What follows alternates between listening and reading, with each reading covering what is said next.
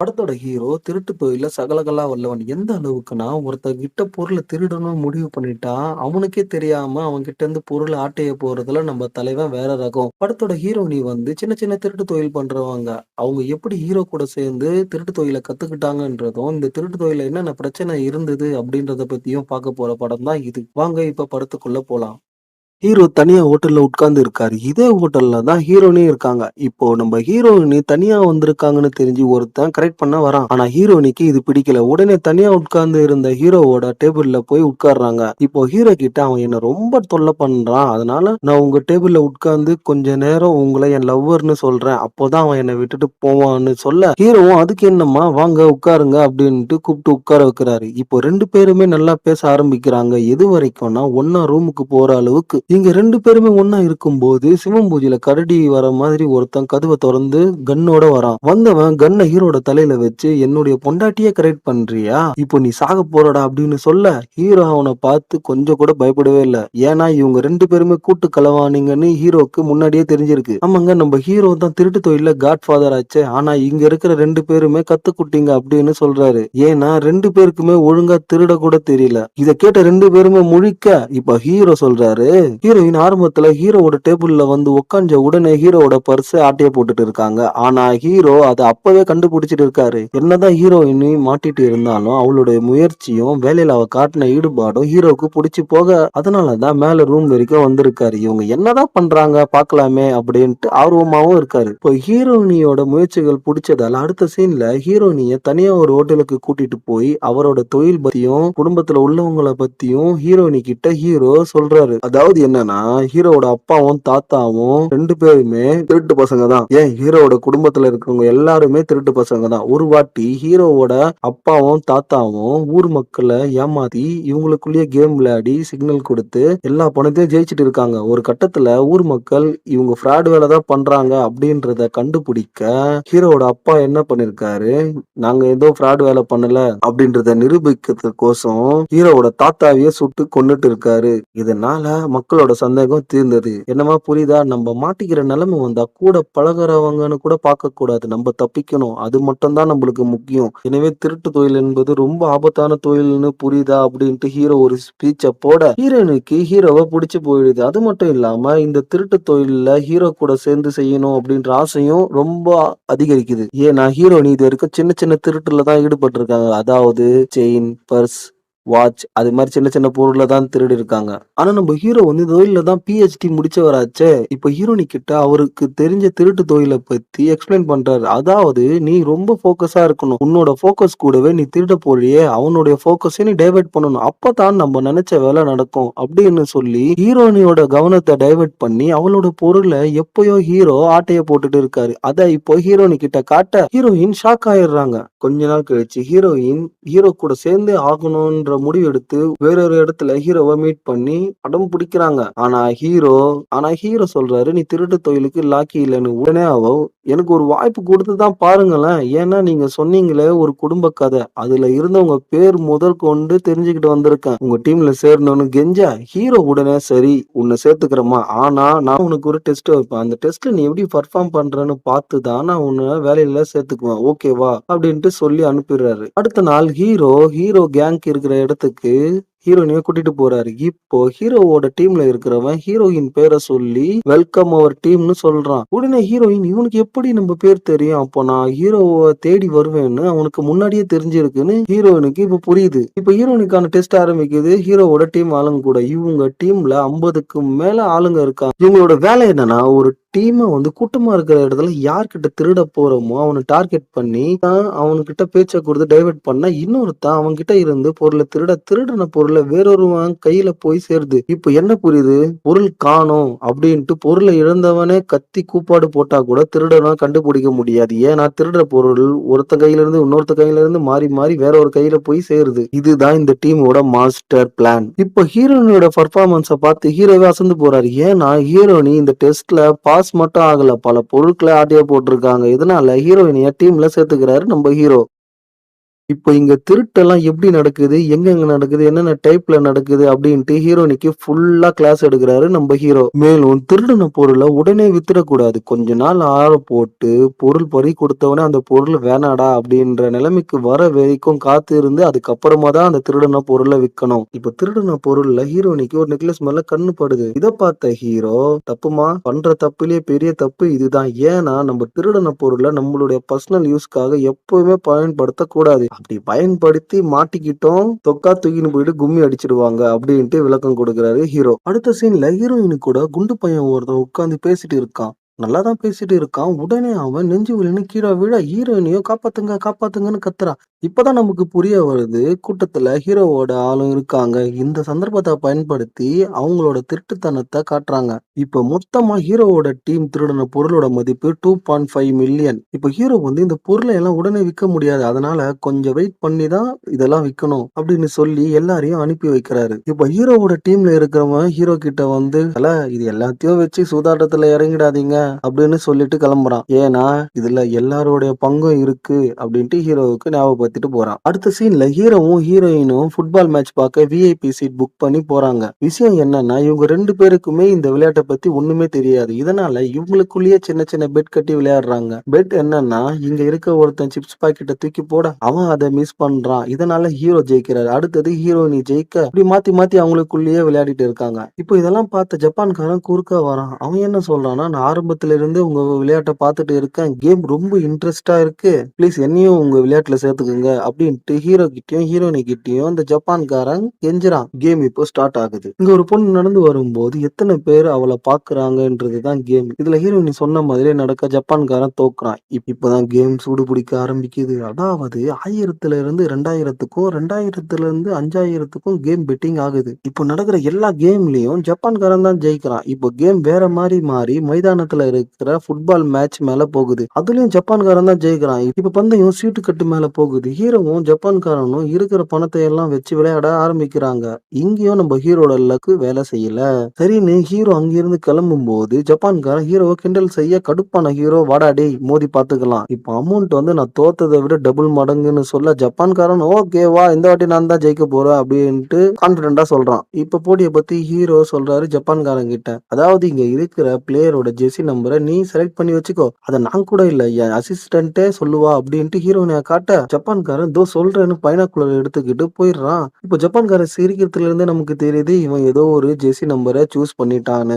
அடுத்து ஹீரோயினி அந்த நம்பரை கண்டுபிடிச்சு சொல்லணும். இதுதான் கேம். இப்ப நம்ம ஹீரோயினையும் பைனாக்குலரை வாங்கிட்டு சுத்தி முத்தியும் பாக்குறா. பார்த்தா இங்க குண்டு பையன் 55வது நம்பர் ஜெர்சியை போட்டுட்டு நிக்கிறான் மைதானத்துல. நம்ம குண்டு பையனை பார்த்த உடனே 55ன்னு சொல்ல உடனே ஜப்பான்காரன் என்ன நடக்குதுன்னு புரியாம கத்துறான். ஏன்னா ஹீரோயின் சொன்ன நம்பர் கரெக்டான நம்பர். இப்ப காசோடு வெளியே வந்த ஹீரோ கிட்ட ஹீரோயினி கேக்குறா, "நீ என்னமோ பண்ணி வச்சிருக்க. ஆனா அதை நீ எப்படி பண்ணேன்னு சொல்லு. இல்லன்னா என்னுடைய தலையை வெடிச்சிடும்" அப்படின்ட்டு ஹீரோ கிட்ட கேட்க, இப்போ ஹீரோ அவருடைய மூளையை எப்படி பயன்படுத்தி இருக்காருன்னு சொல்ல ஆரம்பிக்கிறாரு. எப்பவுமே ஜப்பான்காரன் பந்தயம் பந்தயம்னு அலைவான். அதனாலதான் ஹீரோ அவன் வந்திருக்க இந்த ஃபுட்பால் விளையாட்டுக்கே வந்திருக்காரு. அது மட்டும் இல்லாம முதல்ல ஹீரோ தோக்குற மாதிரியும் இதை பயன்படுத்தி தான் ஜப்பான்கார்ட்ட ஜெயிக்கணும்ட்டு ஆல்ரெடி ஹீரோ பிளான் பண்ணி வந்திருக்கான். அது என்னன்னா, ஜப்பான்காரன் வீட்டுல இருந்து வரும் வழி ஃபுல்லா 55 நம்பரை ஜப்பான்காரன் மண்டை ஃபுல்லா நிரப்பிட்டாரு நம்ம ஹீரோ.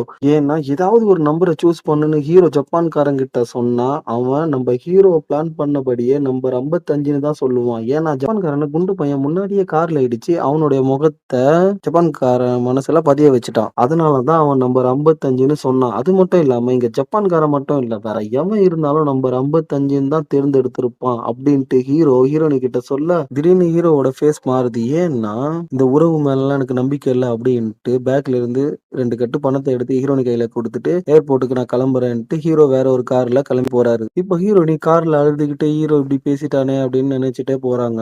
இப்போ சில வருஷங்கள் கழிச்சு ஹீரோவ கார் ரேசிங் நடக்கிற இடத்துல காட்டுறாங்க. இங்க பல டீம் இருக்கு. இதுல ஒரு டீம் கிட்ட தான் ஹீரோ இப்ப வேலை செய்யறாரு. அது மட்டும் இல்லாம ஹீரோ யாருன்னு அந்த கார் டீம் ஓனருக்கு நல்லாவே தெரியும். அது தெரிஞ்சுதான் இப்ப ஹீரோவ வேலைக்கே வச்சிருக்கான் அந்த கார் ஓனர். இந்த கார் ஓனருக்கு ஆகாத போட்டியாளர் ஒருத்தன் இருக்கான். அவன் கூட நீ சேர்ந்து என்னுடைய கார் இன்ஜின் டீட்டெயில தப்பு தப்பா தரணும். இது நடக்கணும்னா நீ முதல்ல என் கூட சண்டை போட்டு அவன நம்ப வைக்கணும். இதுல உனக்கு கோடிக்கணக்குல பணம் கிடைக்கும்னு சொன்ன உடனே நம்ம ஹீரோ ஒத்துக்கிறாரு. ஆனா கார் ஓனர் கூடவே மேனேஜர்ன்னு ஒரு மொட்டை தலையன் இருக்கான். அவன் ஏதோ சொல்ல வர ஓனர் நான் எல்லாத்தையும் பாத்துக்கிறேன். நீ கம்முன்னு நில்லு அப்படின்ட்டு அவன அடக்குறாரு. அடுத்த நாள் ஒரு பார்ட்டி நடக்குது. இதுல பிளான் என்னன்னா ஹீரோ குடிச்சிட்டு அந்த கார் ஓனர போயிட்டு அடிக்கணும். அத பார்த்து போட்டி போடுற வேற கார் ஓனர் வந்து ஹீரோ கிட்ட கூட்டு சேரணும். ஆனா ஹீரோ குடிச்சா பிளான்ல ஏதாவது மிஸ்டேக் நடந்துரும் அப்படின்ட்டு வெறும் தண்ணிய குடிச்சிட்டு போதை ஆன மாதிரி இங்க இருக்கிற எல்லாரையும் தள்ளி விட்டுட்டு போறாரு. இங்கதான் ஹீரோ எதிர்பார்க்காத ஒரு விஷயம் நடக்குது. அது என்னன்னா சில வருஷத்துக்கு முன்னாடி ஹீரோ நம்ம ஹீரோயினி மேல ஒரு கண்ணா இருந்திருப்பாருல்ல,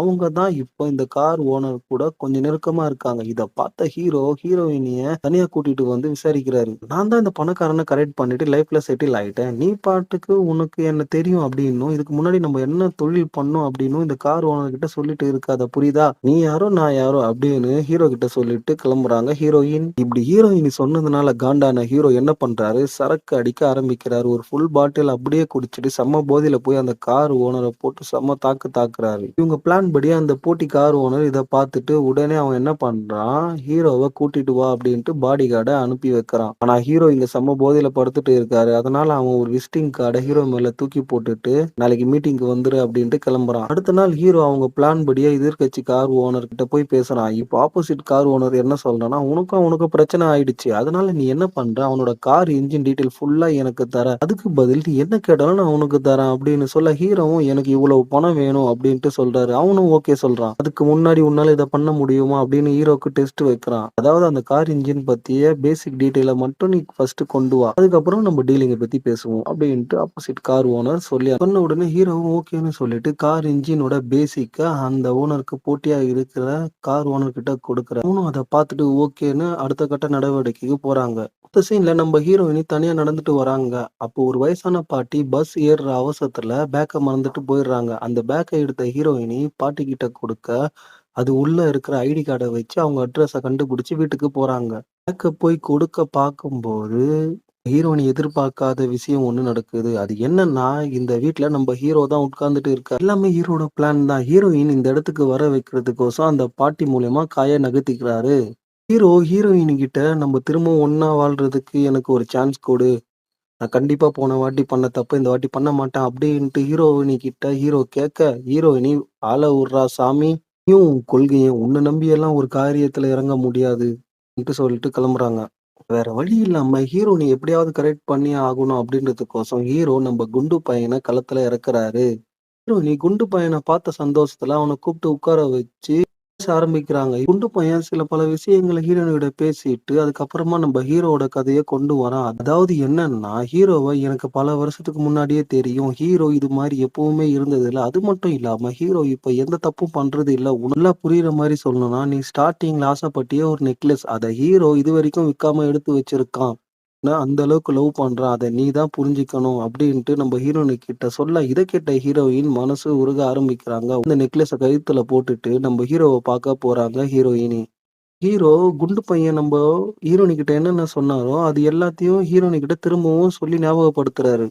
இன்னைக்கு ஹீரோ மேல இன்னும் நம்பிக்கை வரல. இப்ப ஹீரோயினி ஹீரோவ விட்டு அங்கிருந்து கிளம்பும்போது, சடார்ன்னு நடுவுல ஒரு கார் வந்து நிக்குது. அதுல ஹீரோவ காட்டுறாங்க. ஹீரோ இப்ப அவருடைய ஹோட்டல் ரூம்ல இருக்காரு. இங்க பார்த்தா ஹீரோயினி உட்கார்ந்து அழுதுட்டு இருக்காங்க. ஹீரோவ பார்த்த உடனே ஹீரோயினி என்ன பண்றாங்க, புடிச்சு அழுவ ஆரம்பிக்கிறாங்க.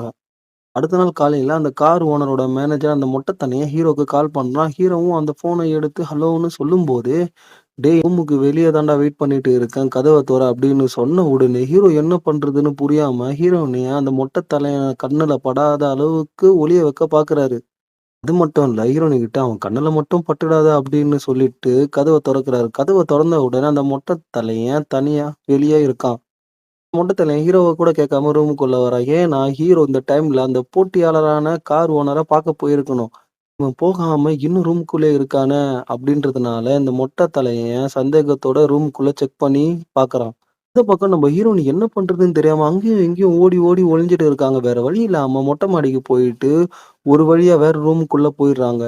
இதனால அந்த மொட்டை தலையனால எதுவும் கண்டுபிடிக்க முடியல. உடனே ஹீரோ கிட்ட அந்த ஃபேக் தகவல குடுத்துட்டு, இப்ப அவனும் போயிடுறான். ஹீரோயினி எங்கடான்னு பார்த்தா, ஹீரோயினி பக்கத்து ரூம் வழியா எட்டி பார்க்குறாங்க. அந்த மொட்டை தலையன் கொடுத்த ஃபேக்கான இன்ஜின் டீட்டெயில போட்டியாளரான கார் ஓனர் கிட்ட கொடுக்குறான். கார் ஓனர் அத வாங்கிட்டு, "நீ இருக்கிற வரைக்கும் என்ன எவனாலும் ஜெயிக்க முடியாதுடா" அப்படின்னு சொல்லிட்டு ஹீரோக்கு தேவையான பணத்த கொடுக்குறான். ஹீரோ நடக்கிற கார் ரேஸ்ல கலந்துக்கிற எல்லா கார் ஓனர்கிட்டயும் இந்த டீட்டெயில கொடுத்து பணத்த சம்பாதிச்சிருக்கான் நம்ம ஹீரோ. எல்லாருமே ஹீரோக்கு கை குடுத்து, "நீ இருக்கிற வரைக்கும் என்ன எவனாலும் ஜெயிக்க முடியாதுன்ட்டு" அவன் சொன்ன டயலாக்கே எல்லாரும் சொல்லி, இவனுக்கு பணமும் பொட்டி பொட்டியா குடுக்குறாங்க. ஹீரோயினிகிட்ட "ஈவினிங் ரூமுக்கு வந்துரு. நம்ம இந்த இடத்த விட்டு போயிடலாம்" அப்படின்ட்டு ஹீரோ சொல்லியிருப்பான். ஆனா டைம் ஆகியும் ஹீரோயினி வரல. ஒருவேளை ஹீரோயினிக்கு நம்ம கூட வர விருப்பம் இல்ல அப்படின்ட்டு முடிவுக்கு வந்து கதவ தொறந்தா, ஹீரோயினி வந்து நிக்கிறா. உடனே ஹீரோ "ஏம்மா லேட்டு? சரி வா போலாம்" அப்படின்ட்டு அங்கிருந்து கிளம்புறான். சீன்ல ஸ்டார்ட்டிங்ல ஹீரோ கிட்ட ஒரு விசிட்டிங் கார்டு குடுத்துட்டு போயிருப்பான் ஒரு பாடி கார்டு. அவன காட்டுறாங்க. அவன் சூப்பர் மார்க்கெட்ல ஆக்சிடென்ட் ஆனா அதுலேருந்து தப்பிக்கிறதுக்கு தேவையான பொருட்கள்லாம் வாங்கிட்டு இருக்கான். அந்த பாடி கார்டு கார ஃபாஸ்ட்டா ஓட்டிட்டு போறான். ஃபாஸ்ட்டா போனதுனால எதிர்க்க வந்த கார் மேல மோதுறான். இவன் சேஃப்டியா இருந்ததுனால இவனுக்கு ஒண்ணும் ஆகல. வெளிய வந்து துப்பாக்கிய வச்சு அந்த கார்ல இருக்கிறவங்கள கீழ இறங்க சொல்றான். இப்பதான் நம்மளுக்கு புரியுது. இவன் இடிச்ச கார்ல நம்ம ஹீரோவும், ஹீரோயினும் இருக்காங்க. ஹீரோவும், ஹீரோயினும் மயக்கம் அடைஞ்ச நிலையில கட்டி போட்டு இருக்காங்க. இந்த இடத்துல கார் ஓனரும், அந்த மொட்ட தல மேனேஜரும் கூடவே அந்த பாடி கார்டும் இருக்கான். பாடி கார்டு வேற யாரும் இல்ல. இந்த கார் ஓனர் கீழ வேலை செய்றவன். இவனுக்கு உதவி செய்றதுக்கோசரம் தான் அந்த போட்டி கார் ஓனர் கிட்ட பாடி கார்டா வேலைக்கு சேர்ந்திருக்கான். கார் ஓனர் எதுக்கு ஹீரோவ கடத்தி வச்சிருக்கான்? அவன் சொன்ன மாதிரியே ஃபேக்கான தகவல் தானே ஹீரோ எல்லாருக்கும் குடுத்தான் அப்டின்ட்டு நம்ம நெனச்சிருந்தா, ஆனா இங்க ஒரு ட்விஸ்ட் என்னன்னா, ஹீரோ மொத்த கார் ஓனர் கிட்டயும் குடுத்த டீட்டெயில் எல்லாமே ஒரிஜினல். கார் ஓனர் ரொம்ப கோவமா இருக்கான். அது மட்டும் இல்லாம நம்ம ஹீரோவையும் புடிச்சு கட்டி போட்டு வச்சிருக்கான். இப்ப கார் ஓனர் ஹீரோ கிட்ட கேட்கறான், "உனக்கு எப்பிட்றா இந்த உண்மையான டீட்டெயில்லாம் தெரிஞ்சது? நீ எப்படி லேப்டாப்ல இருந்து எடுத்த?"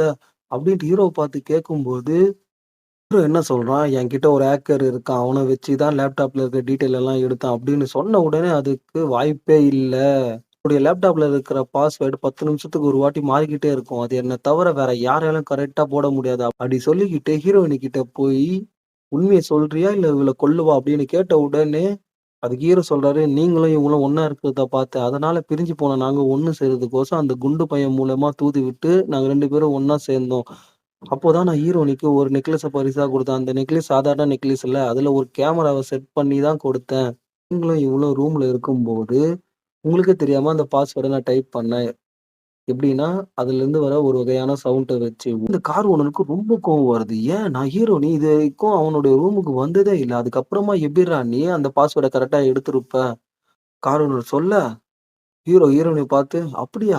எதுவுமே நடக்கலையா?" அப்படின்னு கேட்ட உடனே ஹீரோயின் சொல்றாங்க, "ஆமா, அது மாரிலாம் எதுவும் நடக்கல. நான் இவன் கூட ஏன் பழகுனேன்னா, அவன் கையில கட்டியிருக்க வாட்ச் விலை மதிப்பு இல்லாதது. அத ஆட்டைய போடுறதுக்கோசரம் தான் அவன் கூட நெருங்கி பழகுனேன். இத நீ தப்பா புரிஞ்சுக்கணும். இந்த நிலைமையில தான் நீயும் வந்து உன்ன கடுப்பேத்துறதுக்கோசரம் இவன் கூட இன்னும் கொஞ்சம் நெருங்கி பழகுனேன். அதனால நீயே கொஞ்சம் காண்டாயிட்ட." அப்படின்னு சொன்ன உடனே ஹீரோவுக்கு ஒண்ணுமே புரியல. இத கேட்ட எல்லாருமே சிரியோ சிரின்னு சிரிக்கிறாங்க. கார் ஓனர், அந்த மொட்டை தலையன் மேனேஜர், அந்த பாடி கார்டு 3 பேருமே சிரிக்கிறாங்க. இப்ப திரும்பவும் கேட்குறான், "எப்புட்றா எடுத்த? சொல்றியா? இல்ல உங்க 2 பேரையும் கொன்னுடவா?" அப்படின்ட்டு மிரட்ட, வழி இல்லாம ஹீரோ ஏதோ சொல்ல வர, உடனே அந்த மொட்டை தல மேனேஜர் என்ன பண்றான், ஹீரோவ சுட்டுடுறான். சுட்ட தலையன் ஹீரோனையும் சுட பார்க்கும்போது, கார் ஓனர் அவன தடுத்துட்டு, ஹீரோயினிய கழுத்த நெரிச்சு, "ஏன்டி இப்படி பண்ண?" அப்படின்ட்டு அந்த இடத்த விட்டு கிளம்புறான். ஹீரோயினி என்ன பண்றதுன்னு தெரியாம முழிச்சுட்டு இருக்கும்போது, இங்க எதிர்பாராத ஒரு ட்விஸ்ட் நடக்குது. அது என்னன்னா, இந்த மொட்டை தலையன் வந்து நம்ம ஹீரோவ ஃபர்ஸ்ட் எய்ட் குடுத்து காப்பாத்த பார்க்குறான். என்னன்னு ஒண்ணுமே புரியாம பார்க்கும்போது தான் நம்மளுக்கு புரிய வருது. ஹீரோ ஸ்டார்ட்டிங்ல சொன்ன கதையில அப்பங்காரன் தாத்தாவையே கொன்னுட்டான்ல, அந்த அப்பங்காரன் இவன் தான். இவன் அவங்க தாத்தாவ மட்டும் கொல்லல. இப்ப அவன் பையனையும் சுட்டுருக்கான் பணத்துக்கோசம். இதுல என்ன பண்றான், ஹீரோவும் ஹீரோயினையும் கார்ல கூட்டிட்டு ஹாஸ்பிட்டலுக்கு போறான். போற வழியிலேயே எல்லா டீட்டெயிலையும் சொல்றான். அது மட்டும் இல்லாம முட்டை தலையன் என்ன பண்றான், ஹீரோ சம்பாதிச்ச ஃபுல் பணத்தையும் அவனே எடுத்துட்டு போயிடுறான். ஏன்னா, "நீ குழந்தை பையன்டா, இதெல்லாம் செலவு பண்ண மாட்டேன். நானே பார்த்துக்கிறேன்" அப்படின்ட்டு எல்லா காசையும் எடுத்துட்டு போயிடுறான். இப்ப நம்ம ஹீரோ கிட்ட ₹1 கூட இல்ல.